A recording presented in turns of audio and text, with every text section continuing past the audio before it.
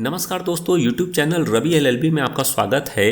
और आज के वीडियो में हम फंडामेंटल राइट का पहला वीडियो लेके आपके सामने हाजिर हैं और जिसमें समता का अधिकार, राइट टू इक्वालिटी, संविधान के अनुच्छेद 14 से लेकर 18 तक में बताया गया है। और यह वीडियो बहुत ही महत्वपूर्ण है क्योंकि इससे संबंधित क्वेश्चन आपको LLB, LLM, UPSC, PCSJ, higher judicial service सहित तमाम प्रतियोगी परीक्षाओं में पूछे जाते हैं। तो इस वीडियो को बहुत ध्यान से देखिए और यदि अभी तक आपने हमारे चैनल को सब्सक्राइब नहीं किया है तो चैनल को सब्सक्राइब कर लीजिए ताकि लॉ से रिलेटेड नए वीडियो मिले आपको सबसे पहले। तो आइए शुरू करते हैं। संविधान के भाग 3 अनुच्छेद 12 से 35 तक में मौलिक अधिकारों का विवरण दिया गया है। संविधान के भाग 3 को भारत का मैग्ना कार्टा की संज्ञा दी गई है। मैग्ना कार्टा अधिकारों का वह प्रपत्र है जिसे इंग्लैंड के किंग जॉन द्वारा 1215 में जारी किया गया था। यह नागरिकों के मौलिक अधिकारों से संबंधित दुनिया का पहला लिखित प्रपत्र था। भारतीय संविधान द्वारा प्रारंभ में भारतीय नागरिकों को 7 मौलिक अधिकार प्रदान किए गए थे, किंतु 44वें संविधान संशोधन द्वारा 1978 में संपत्ति के मौलिक अधिकार को मौलिक अधिकारों की सूची से हटा दिया गया। अब संपत्ति का अधिकार केवल एक कानूनी अधिकार है। इस प्रकार नागरिकों को वर्तमान समय में 6 मौलिक अधिकार प्राप्त है, जो इस प्रकार है। समता का अधिकार अनुच्छेद 14 से 18, स्वतंत्रता का अधिकार अनुच्छेद 19 से 22, शोषण के विरुद्ध अधिकार अनुच्छेद 23 और 24, धार्मिक स्वतंत्रता का अधिकार अनुच्छेद 25 से 28, संस्कृति तथा शिक्षा संबंधी अधिकार अनुच्छेद 29 और 30, संवैधानिक उपचारों का अधिकार अनुच्छेद 32।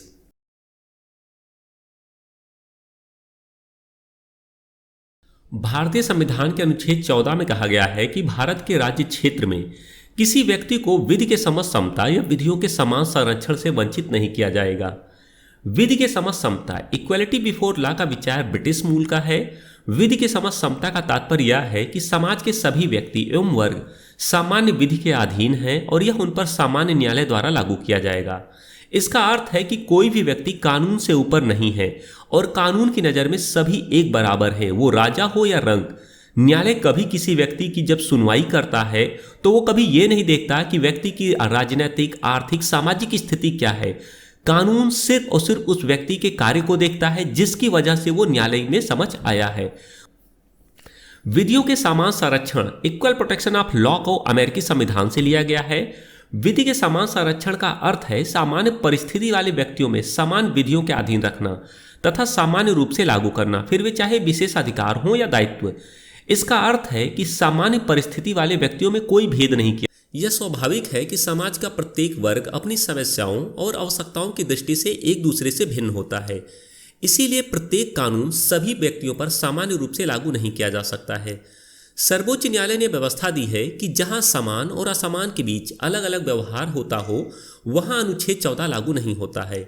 यद्यपि अनुच्छेद 14 श्रेणी विधान को अस्वीकृत करता है। यह विधि द्वारा व्यक्तियों, वस्तुओं और लेन देनों के तर्क संगत वर्गीकरण को स्वीकृत करता है, लेकिन वर्गीकरण विवेक शून्य, बनावटी नहीं होना चाहिए, बल्कि विवेकपूर्ण, सशक्त और पृथक होना चाहिए। HP रायप्पा बनाम तमिलनाडु राज्य 1974 के बाद में सर्वोच्च न्यायालय ने समानता की पारंपरिक अवधारणा को, जो कि युक्तियुक्त वर्गीकरण के सिद्धांत पर आधारित है, मानने से इनकार कर दिया और एक नया दृष्टिकोण अपनाया। इस मामले में न्यायाधीश श्री भगवती ने बहुमत का निर्णय सुनाते हुए कहा कि समता एक गतिशील अवधारणा है जिसके अनेक रूप और आयाम हैं और इसे परंपरागत और सिद्धांतवाद की सीमाओं से नहीं बांधा जा सकता है। अनुच्छेद 14 राज्य की कार्रवाई में मनमानेपन को वर्जित करता है। वह समान व्यवहार की अपेक्षा करता है। युक्तियुक्तता का सिद्धांत समानता के सिद्धांत का एक आवश्यक तत्व है और यह अनुच्छेद 14 में सर्वदा विद्यमान रहता है। वस्तुतः समानता और मनमानापन एक दूसरे के शत्रु हैं। जहां कोई कार्य मनमाना किया जाएगा वहां असमानता अवश्य होगी, अनुच्छेद 14 का अतिक्रमण होगा। M नागराज बनाम भारत संघ के मामले में सर्वोच्च न्यायालय ने मौलिक अधिकारों के महत्व पर प्रकाश डालते हुए कहा कि मूल अधिकार नागरिकों को राज्य द्वारा दिया गया दान नहीं है। मूल अधिकार भाग 3 प्रदान नहीं करता है, अपितु वह इस बात की पुष्टि करता है कि उसका अस्तित्व है और उन्हें संरक्षण प्रदान करता है। किसी संविधान के बिना भी व्यक्तियों को आधारभूत मानव अधिकार केवल इस कारण से प्राप्त हैं कि वे मनुष्य हैं तथा मनुष्यता के सदस्य हैं। इस प्रकार विधियों के समान संरक्षण का अर्थ यह नहीं है कि विधि के एक ही नियम को हर व्यक्ति पर बिना उनकी परिस्थितियों और दशाओं में अंतर किए लागू किया जाए। विभिन्न वर्गों के व्यक्तियों की अलग अलग आवश्यकताओं को देखते हुए बहुधा उनसे पृथक व्यवहार करने की अपेक्षा होती है। विधानमंडल को मानवीय संबंधों की अनंत विविधताओं से उत्पन्न होने वाली विभिन्न समस्याओं से भारतीय संविधान में विधि के समक्ष समता के कुछ अपवाद बताए गए हैं। भारतीय संविधान के अनुच्छेद 361 के अंतर्गत भारत के राष्ट्रपति एवं राज्यपालों को कुछ विशेष शक्तियां प्रदान की गई हैं। राष्ट्रपति या राज्यपाल अपने कार्यकाल में किए गए किसी कार्य के लिए या लिए गए किसी निर्णय के प्रति देश के किसी भी न्यायालय में जवाबदेह नहीं होंगे। भारत के राष्ट्रपति या राज्यपाल के विरुद्ध उनकी पद अवधि के दौरान किसी भी न्यायालय में किसी भी प्रकार की दंडात्मक कार्रवाई ना तो प्रारंभ की जा सकती है और ना चालू रखी जा सकती है। अनुच्छेद 361A के अनुसार कोई भी व्यक्ति यदि संसद या राज्य विधानसभा के दोनों सदनों में से किसी एक की सत्य कार्रवाई से संबंधित विषय वस्तु का प्रकाशन समाचार पत्र में करता है तो उस पर किसी भी प्रकार की दीवानी या फौजदारी का मुकदमा देश के किसी भी न्यायालय में नहीं चलाया जाएगा। इसी प्रकार संविधान के अनुच्छेद 105 के अनुसार संसद या भारतीय संविधान के अनुच्छेद 15(1) में कहा गया है कि राज्य किसी नागरिक के विरुद्ध केवल धर्म, मूल वंश, जाति, लिंग, जन्म स्थान या इनमें से किसी के आधार पर कोई विभेद नहीं करेगा। इसमें दो कठोर शब्दों की व्यवस्था है, विभेद और केवल। विभेद का अभिप्राय है किसी के विरुद्ध विपरीत मामला या अन्य के प्रति उसके पक्ष में न रहना है। केवल शब्द का अभिप्राय है कि अन्य आधारों पर विभेद किया जा सकता है। इसी प्रकार संविधान के अनुच्छेद 15(2) में कहा गया है कि कोई नागरिक केवल धर्म, मूल वंश, जाति, लिंग, जन्म स्थान या इनमें से किसी के आधार पर दुकानों, सार्वजनिक भोजनालयों, होटलों और सार्वजनिक मनोरंजन के स्थानों में प्रवेश पूर्णता या भाग्यता, राज्य निधि से पोषित या साधारण जनता के प्रयोग के लिए समर्पित कुओं, तालाबों, स्नान घाटों, दायित्वों, निर्बंधन या शर्तों के अधीन नहीं होगा। यह प्रावधान राज्य एवं व्यक्ति दोनों के विरुद्ध विभेद का प्रतिषेध करता है, जबकि अनुच्छेद 15(1) में केवल राज्य के विरुद्ध ही प्रतिषेध का वर्णन किया गया है। विभेद से प्रतिषेध के इस सामान्य नियम के 3 अपवाद संविधान के अनुच्छेद 15 में दिए गए हैं। संविधान का अनुच्छेद 15(3) कहता है कि राज्य को इस बात की अनुमति होती है कि वह बच्चों या महिलाओं के लिए विशेष व्यवस्था करे। उदाहरण के लिए स्थानीय निकायों में महिलाओं के लिए आरक्षण की व्यवस्था एवं बच्चों के लिए निःशुल्क शिक्षा की व्यवस्था शामिल है। इसी प्रकार संविधान के अनुच्छेद 15(4) में कहा गया है कि राज्य को इसकी अनुमति होती है कि वे सामाजिक और शैक्षणिक रूप से पिछड़े वर्ग या अनुसूचित जाति, अनुसूचित जनजाति के विकास के लिए कोई विशेष उपबंध करे। उदाहरण के लिए विधानमंडल में सीटों का आरक्षण, सार्वजनिक शैक्षणिक संस्थानों में निःशुल्क शिक्षा शामिल है। इसी प्रकार संविधान का अनुच्छेद 15(5) में कहा गया है कि राज्य को यह अधिकार है कि वे सामाजिक एवं शैक्षणिक रूप से पिछड़े लोगों या अनुसूचित जाति, अनुसूचित जनजाति के लोगों के उत्थान के लिए शैक्षणिक संस्थानों में प्रवेश के लिए छूट संबंधी कोई नियम बना सकता है।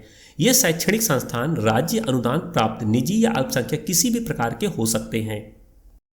संविधान के अनुच्छेद 15(5) को संविधान के 93वें संविधान संशोधन द्वारा 2005 में शामिल किया गया।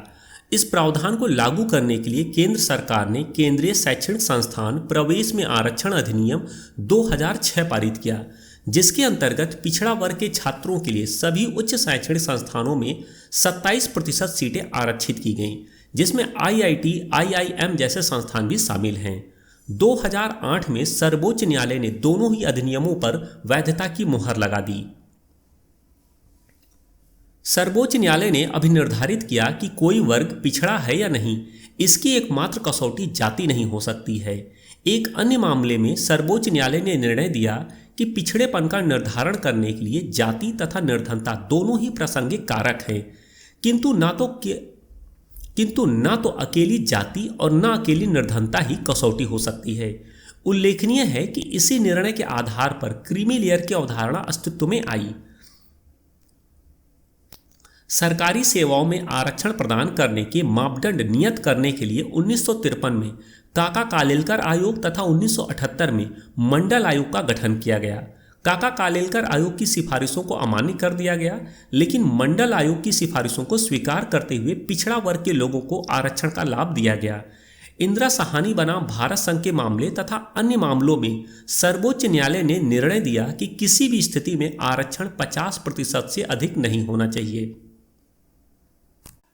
भारतीय संविधान का अनुच्छेद 16 सरकारी सेवाओं में अवसर की समानता का प्रावधान करता है। अनुच्छेद 16(1) में कहा गया है कि राज्य के अधीन किसी पद पर नियोजन से संबंधित विषयों में सभी नागरिकों के लिए अवसर की समानता होगी।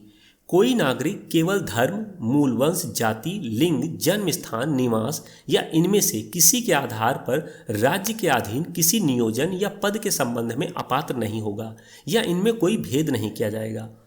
उपयुक्त सिद्धांत के अनुच्छेद 16 में कुछ अपवाद दिए गए हैं। अनुच्छेद 16(3) प्रावधान करता है कि संसद कानून बनाकर सरकारी सेवाओं के मामले में किसी राज्य या संघ राज्य क्षेत्र में निवास संबंधी शर्त लागू कर सकती है। वस्तुतः यह अनुच्छेद 16(2) का अपवाद है। इस अनुच्छेद को जोड़ने का मुख्य उद्देश्य यह था कि पिछड़े राज्यों के निवासियों को विकास की मुख्य धारा में जोड़ना।